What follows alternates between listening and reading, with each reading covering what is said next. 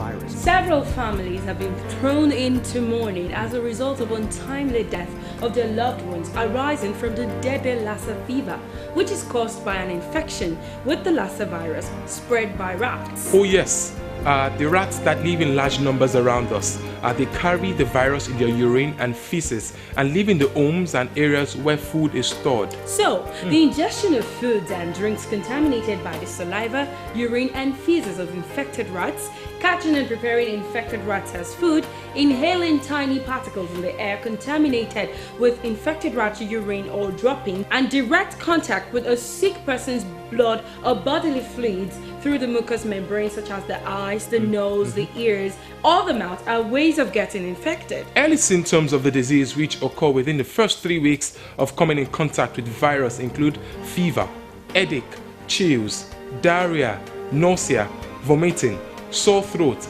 backache and joint pains. Late symptoms include bleeding from the eyes, the ears, the nose, bleeding from the mouth, rectum, the eye swelling, swelling of the genitals and rashes all over the body that often contains blood. It could progress to coma, shock and eventually death. Yes, please. The good news, however, is that Lassa fever can be prevented.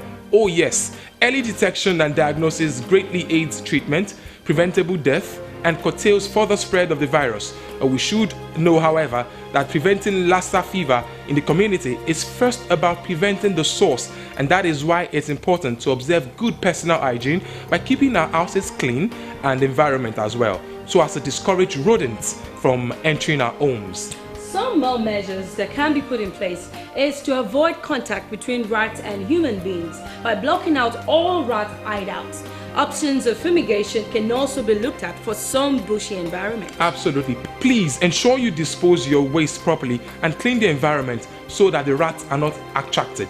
Store foodstuffs in rodent-proof and airtight containers. And above all, also ensure you cook all foods thoroughly. Discard any food item that might have been contaminated in any form by rats. Practice constant hand washing with soap and water.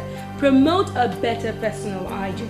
And as soon as you suspect Lassa fever or you've persistent fever not responding to the standard treatment for malaria and typhoid, please kindly report to the nearest health facility. Or call the following numbers.